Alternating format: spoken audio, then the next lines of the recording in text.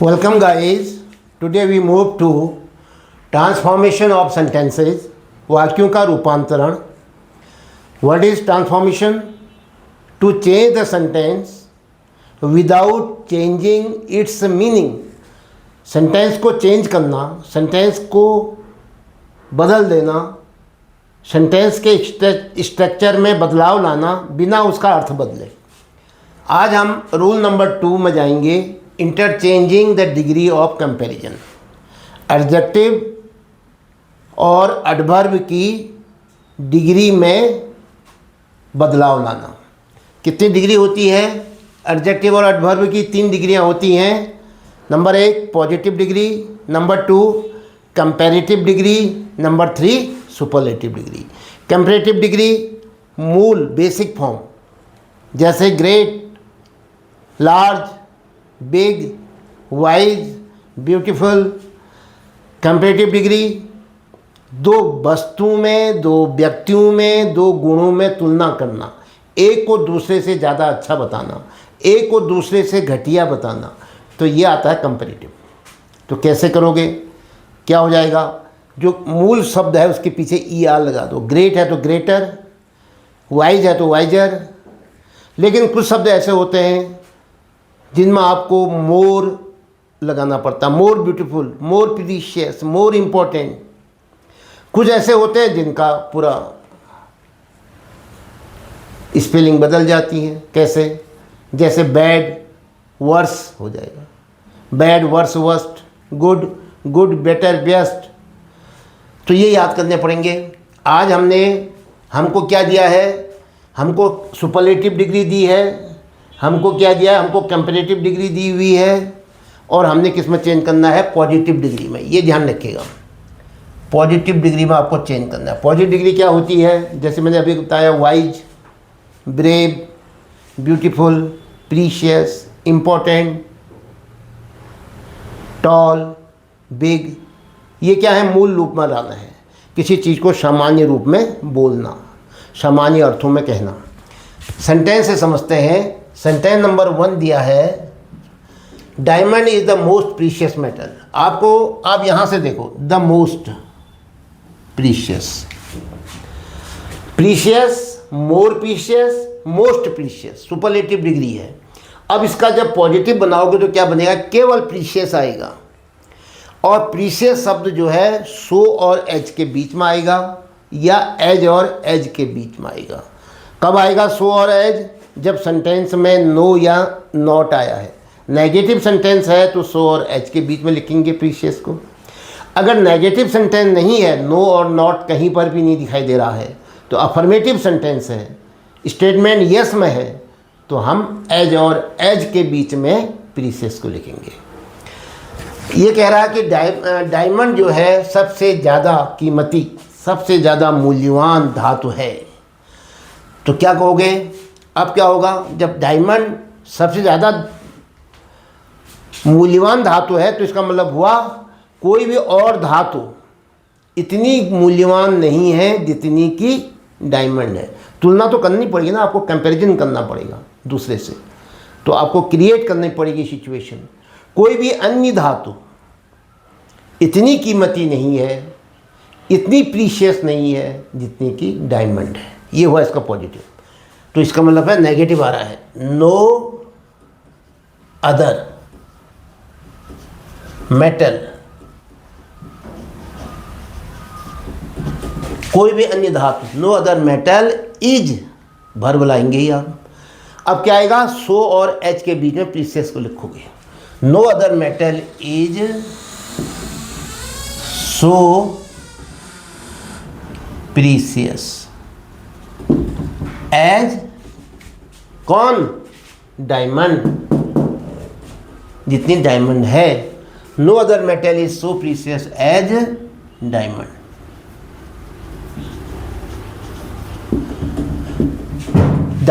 कोई भी दूसरी धातु इतनी कीमती नहीं है. ये देखो प्रीशियस आया, नो आया था यहाँ, तो इसलिए हमने सो और एच के बीच में लिखा, जितने की डायमंड है.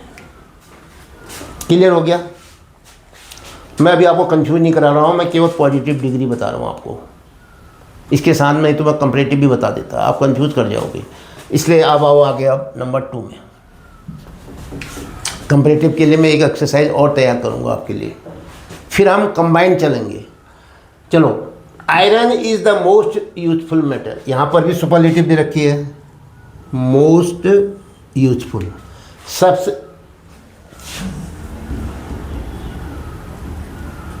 सबसे ज़्यादा उपयोगी, मोस्ट यूजफुल, सबसे ज़्यादा उपयोगी धातु है आयरन। क्या बनाना है? पॉजिटिव। आप क्या बना रहे हो यहाँ पर? सब ये पॉजिटिव डिग्री बना रहे हो, मैंने अंडरलाइन कर दिया। पॉजिटिव डिग्री का मतलब मूल आएगा, फर्स्ट फॉर्म आएगी। तो क्या होगा, जब आयरन को सबसे ज़्यादा उपयोगी बता रखा है तो इसका मतलब है कोई भी दूसरी धातु, कोई भी अन्य धातु इतनी उपयोगी नहीं है जितनी कि आयरन है। तो मोस्ट यूजफुल का क्या आ जाएगा? यूजफुल आएगा पहले। अगर नेगेटिव होगा तो सो और एच के बीच में, अफर्मेटिव होगा तो एच और एच के बीच में रखोगे यूजफुल को। ये कह रहा है कि आयरन जो है सबसे ज़्यादा उपयोगी है, तो हम क्या बनाएंगे? कोई भी अन्य धातु इतनी उपयोगी नहीं है जितने की आयरन है। तो नो शब्द आएगा, no other, no other metal,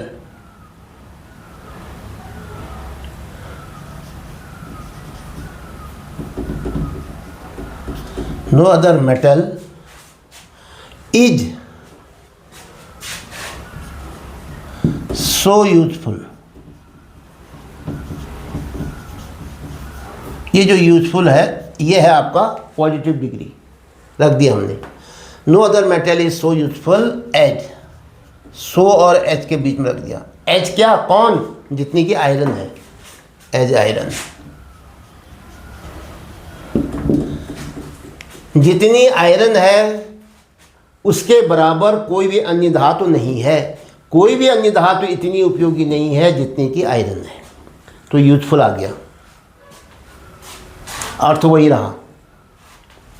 next 3, third sentence देखिए। The Taj is one of the most beautiful buildings in India. यहाँ वन ऑफ द आया है और यहाँ पर प्लूरल नंबर में आएगा बिल्डिंग्स। ताज सबसे महत्वपूर्ण बिल्डिंगों में एक है, महत्वपूर्ण बिल्डिंगों में, महत्वपूर्ण इमारतों में ताज एक इमारत है। इसका मतलब है कई इमारतें हैं, बहुत महत्वपूर्ण है वो, उनमें से ताजमहल भी एक है। ये ध्यान रखो। अगर मैं वन ऑफ द नहीं कहता तो इसका अर्थ होता the Taj is the most beautiful building. Building से नहीं होगा, बिल्डिंग होगा। इसका मतलब हो गया कि ताज का जैसा कोई नहीं है। ताज जो है सबसे महान बिल्डिंग है, सबसे बड़ी बिल्डिंग है, सबसे महत्वपूर्ण बिल्डिंग है। ये अंतर है दोनों में, वन ऑफ द में और द ग्रेटेस्ट में। वन ऑफ द ग्रेटेस्ट, दोनों में अंतर है। अब देखो यहाँ लिखा है one of the most beautiful buildings. जब हम वन ऑफ द कहेंगे तो यहाँ प्लूरल नंबर आएगा, क्योंकि कई बिल्डिंगों में एक है ताजमहल इन इंडिया, भारत में। तो कैसे कहोगे? अब पॉजिटिव बनाना है तो क्या इसका मतलब है कुछ बिल्डिंग तो है ही उसकी जैसे, कई बिल्डिंगों में एक है कहा ना उसने महत्वपूर्ण, तो इसका मतलब और बिल्डिंग भी है महत्वपूर्ण, उनमें ताजमहल भी शामिल है। तो ऐसी स्थिति में हम कहेंगे हमको ब्यूटीफुल लाना है केवल। ये जो मोस्ट ब्यूटीफुल है इसको बदल करके क्या लाना है? आपको केवल ब्यूटीफुल लाना है। तो जब ब्यूटीफुल लाना है तो हम क्या कहेंगे? पॉजिटिव बनाते हो ज़्यादा अच्छा रहेगा, क्योंकि इसमें तो कुछ तो है ही उसके जैसे। तो कुछ इमारतें ताजमहल जैसी सुंदर हैं, ये होगा। तो क्या शब्द आएगा? वेरी फ्यू, वेरी फ्यू, मुट्ठी भर, गिने चुने। बिल्डिंग्स,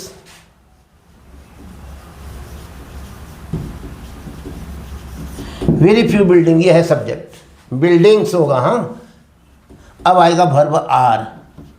नो नहीं आया, नॉट नहीं आया, तो अब आएगा एज और एच के बीच में ब्यूटीफुल रखोगे। Very few buildings are as beautiful, very few buildings are as beautiful as ताज,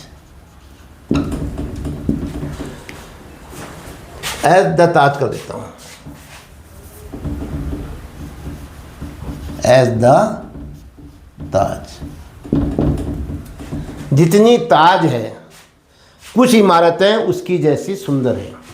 कुछ इमारतें इन इंडिया भी था, very few buildings in India. अब कैसे होगा ये, चलो लिख देना पड़ेगा मुझे।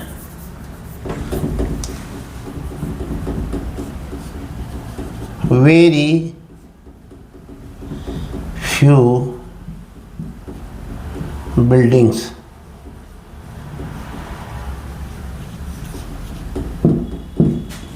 In India.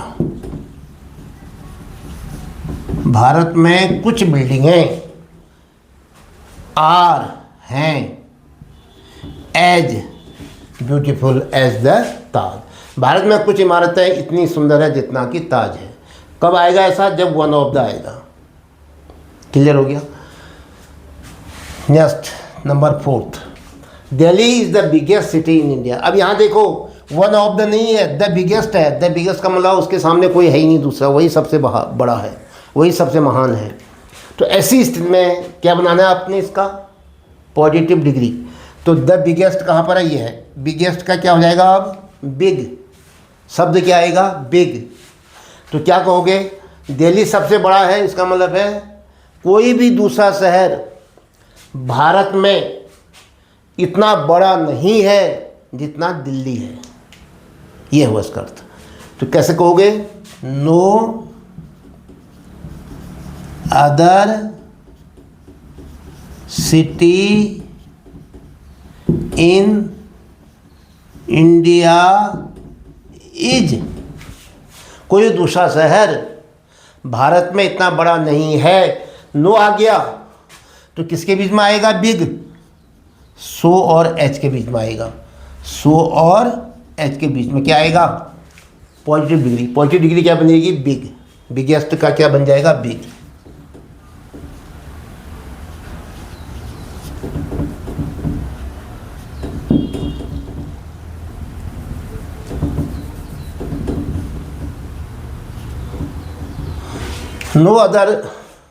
No other city in India is so big as Delhi.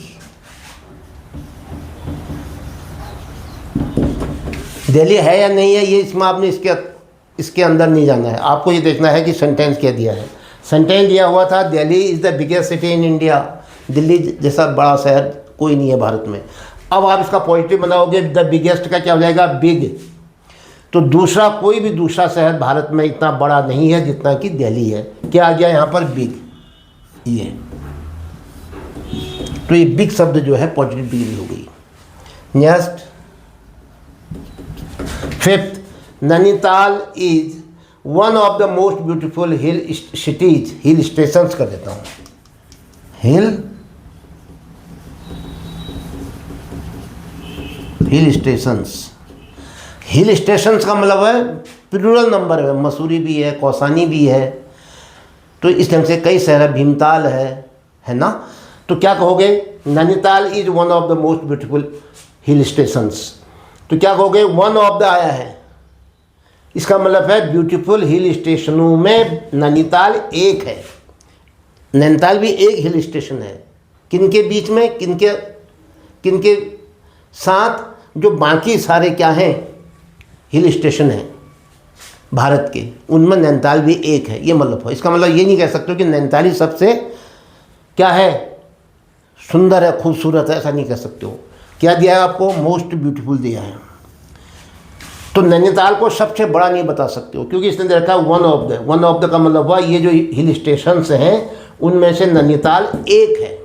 और भी है ना, उनमें से नैनीताल भी है एक, ये अर्थ हुआ। तो अब इसका पॉजिटिव जब बनाएंगे तो मोस्ट ब्यूटीफुल का क्या आएगा, ब्यूटीफुल आएगा। ये तो आपने बता दिया। अब कैसे कहोगे भाई, और भी अगर उसके साथ है सुंदर शहर तो उन्हीं से शुरुआत करो। कुछ मुट्ठी भर गिने चुने 2, 4, 10 बार हिल स्टेशंस इतने खूबसूरत हैं जितना कि नैनीताल है। अब लाना केवल ब्यूटीफुल है, तो कुछ हैं तो उससे शुरू करो। तो क्या होता है, कुछ मुट्ठी भर, 2, 4, 10 बार हिल स्टेशंस के अंदर ये क्या होगी, वेरी फ्यू। क्या आता है, very few hill stations.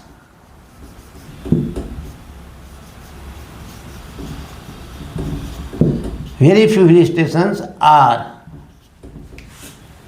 Very few hill stations are, अभी तक कुछ नहीं आया, देखो नॉट या नो, तो एज और एज के बीच में रखोगे ब्यूटीफुल को।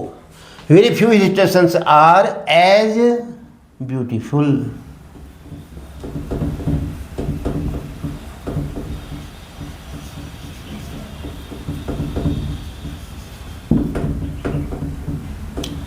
As beautiful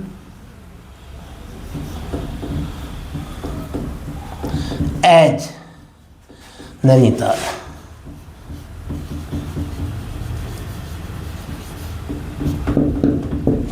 very few hill stations are as beautiful as Nainital. आपका जो उत्तर था क्या था, वो ब्यूटीफुल आना था।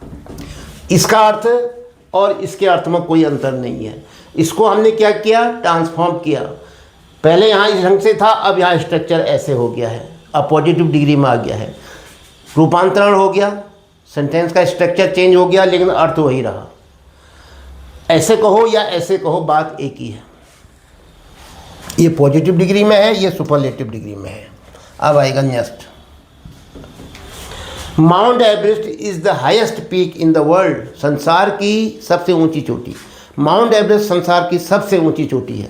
तो सबसे ऊंची का मतलब क्या हुआ, कोई और चोटी इतनी ऊंची नहीं है जितनी कि माउंट एवरेस्ट है।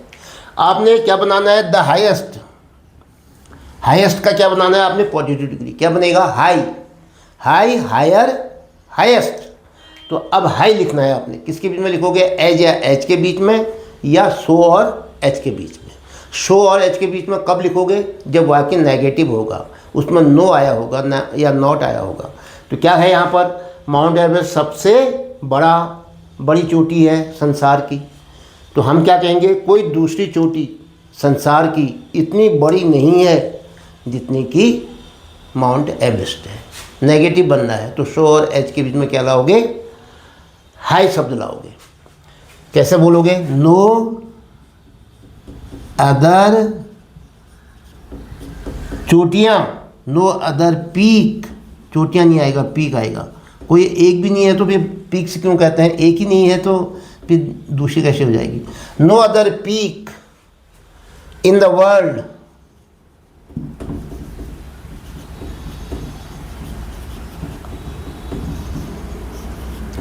No other peak in the world. संसार में कोई भी दूसरी चोटी इतनी बड़ी नहीं है, इतनी ऊंची नहीं है। No other peak in the world is so high. No other peak in the world is so high as Mount Everest, जितनी माउंट एवरेस्ट है।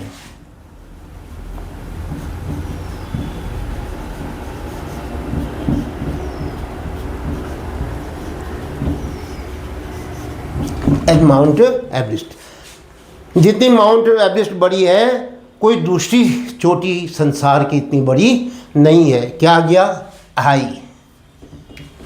यह है positive degree.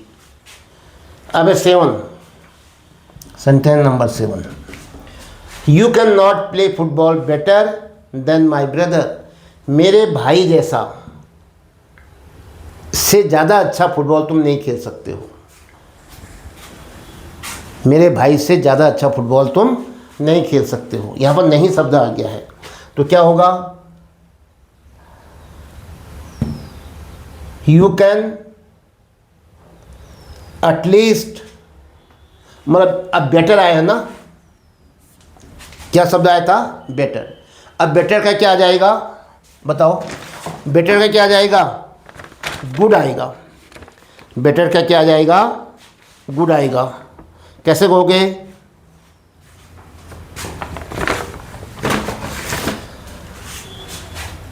You can not play football better than my brother. तो इसका मतलब क्या हुआ, तुम मेरे भाई से ज़्यादा अच्छा फुटबॉल नहीं खेल सकते हो। यही अर्थ रहना चाहिए और आना चाहिए गुड शब्द।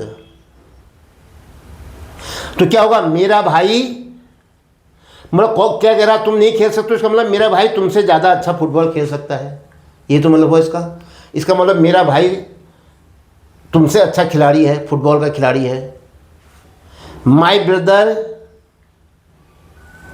तुमसे अच्छा खेलता है। माई ब्रदर प्लेज गुड फुटबॉल,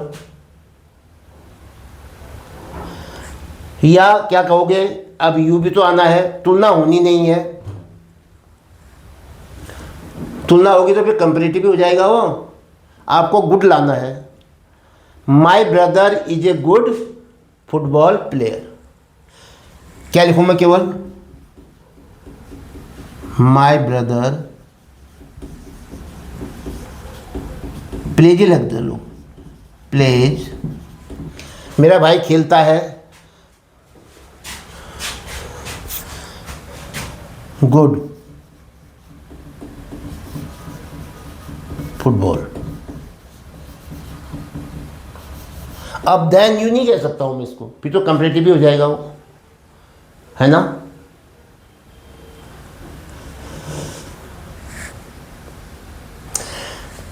माई ब्रदर प्लेज गुड फुटबॉल, या ऐसा कह लो, और या कह लो माई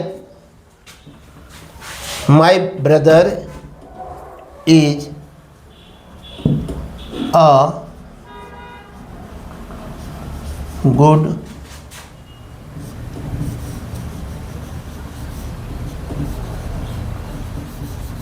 फुटबॉल प्लेयर।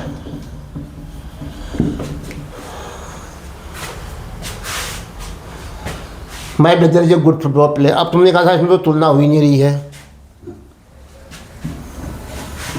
तुमने कह दिया तुलना तो हो ही नहीं रही है, तो इसका मतलब है कि यू से भी तुलना हो रही है। तो तुम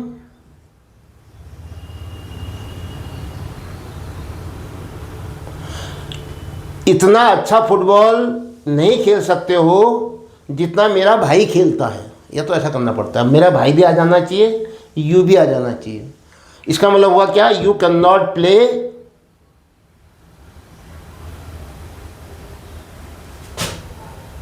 as,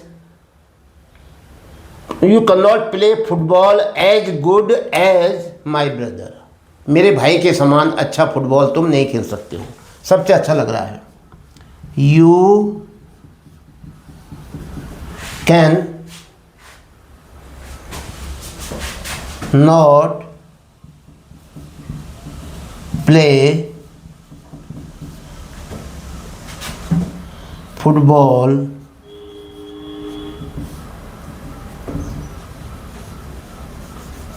you can not play football, football एक ही है ये लो, एज गुड, अच्छा कैन नॉट आ गया तो क्या हो जाएगा, एज नहीं आएगा, अब क्या आएगा, so good, so good as my brother. मैंने आपसे जो पहले बताया था वो भी सही था, लेकिन अब उसमें तो फिर यू शब्द नहीं आ रहा था ना, क्योंकि ये क्या है, डिग्री ऑफ कंपैरिजन है, तुलना भी करनी है। तुम फुटबॉल इतना अच्छा नहीं खेल सकते हो, ये गुड आ गया देखो, जितना मेरा भाई खेल सकता है। As my brother can play, ये कैन प्ले जो है यहाँ भी यूज हो जाता है। As my brother plays, as my brother can play, तो you can not play football so good as my brother, तुम इतना अच्छा फुटबॉल नहीं खेल सकते हो जितना अच्छा मेरा भाई खेल सकता है। हमने पॉजिटिव डिग्री बनानी है, गुड को आप बदल नहीं सकते हो, बेटर नहीं लिख सकते हो। Next 8, Burj Khalifa is the highest tower, the highest, लीजिए सुपरलेटिव डिग्री दी है, सबसे ऊंचा, हाई, हायर, हाईएस्ट, उसके आगे द लिखा है, मैं देख लो, ये इसकी डिमांड रहती है। Burj Khalifa is the highest tower in the world, Burj Khalifa दुनिया का सबसे ऊंचा टावर है, तो इसका मतलब हुआ दुनिया का कोई भी दूसरा टावर इतना ऊंचा नहीं है जितना कि बुर्ज खलीफा है, क्योंकि अब हाईएस्ट की जगह में क्या आएगा, हाई आएगा, किसके बीच में आएगा, सो और एच के बीच में, या एज और एच के बीच में। अगर वाक्य नेगेटिव है तो सो और एच के बीच में लिखना। बुर्ज खलीफा सबसे ऊंचा है शहर, सबसे ऊंचा टावर है दुनिया का, तो इसका मतलब हम क्या कहेंगे, कोई दूसरा अन्य टावर इतना ऊंचा नहीं है जितना कि बुर्ज खलीफा है। तो ये नेगेटिव सेंटेंस है। कैसे बनेगा? No other tower, no other tower in the world,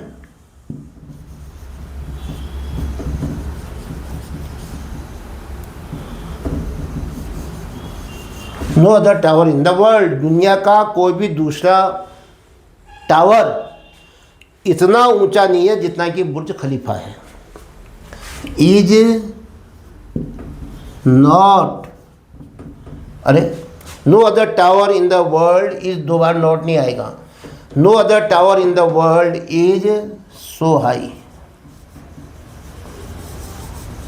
ये हाई आ गया, देख लो पॉजिटिव डिग्री आ गई आपकी, ये है positive degree high. No other tower in the world is so high as, so और एज के बीच में आ गया हाई, एज बुर्ज खलीफा।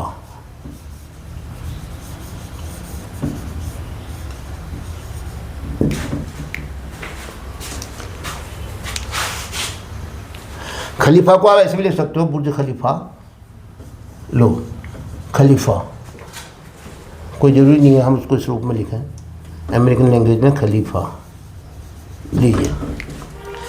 तो यहाँ हाईएस्ट था, यहाँ हाई हो गया। तो आज मैंने आपको दिए गए थे सुपरलेटिव डिग्री, कंपैरेटिव डिग्री के सेंटेंस, आपने पॉजिटिव डिग्री में चेंज करना था। बेसिक में, बेस में अगर हाईएस्ट दिया है या हायर दिया है तो आपको क्या करना है? हाई। लार्जेस्ट दिया है या लार्जर दिया है, आपको क्या यूज़ करना है? लार्ज। उसके अनुसार सेंटेंस के स्ट्रक्चर को चेंज करना है, अर्थ में चेंज नहीं आना चाहिए, इसको ट्रांसफॉर्मेशन कहते हैं। तो आपको ये चैप्टर कैसा लगा, कितना समझ में आया? आप कमेंट बॉक्स में अपनी राय अवश्य दें। यदि आप समझ रहे हैं तो आप अपने दोस्तों को इसे ज़रूर शेयर करें। 9th-10th के बच्चों से भी मेरी अपील है कि यदि हम 9th-10th में इसको सीख लेते हैं तो फिर 2 साल 11th-12th करने के बाद एनडीए में सिलेक्शन होने से आपको कोई नहीं रोक सकता, क्योंकि वहाँ पर जो 200 मार्क्स की इंग्लिश आती है, जैसे सीडीएस में 100 मार्क्स की आती है, तो वहाँ जो 200 मार्क्स की इंग्लिश आती है वो सबसे ज़्यादा काउंट करती है मेरिट बनाने में, और यही बातें वहाँ पर आती हैं। लेकिन वहाँ का जो पैटर्न होगा वह एमसीक्यू पैटर्न होगा, और एमसीक्यू पैटर्न में कन्फ्यूजन होता है। लेकिन ये जो तरीका है, जो कंसेप्ट मैं आपको क्लियर करा रहा हूँ, ये रूल्स के साथ सिखा रहा हूँ, अगर आप इससे सीख लेते हैं then the paper would be like a child's play for you while you appear in the NDA exam. ऐसी सीडीएस के लिए भी है। सीडीएस का पैटर्न बिल्कुल डिफरेंट है, वो दूसरे तरीके से पेपर लेता है, लेकिन वो रूल्स की जानकारी जिसको है उसके लिए फिर बाएं हाथ का खेल है। तो ध्यान दीजिए, अभ्यास भी कीजिए, घर पर लाइक कीजिए, दोस्तों को शेयर कीजिए, और इस चैनल को सब्सक्राइब करना भी मत भूलिए। इसके साथ ही आज का ये वीडियो समाप्त होता है। जय हिंद।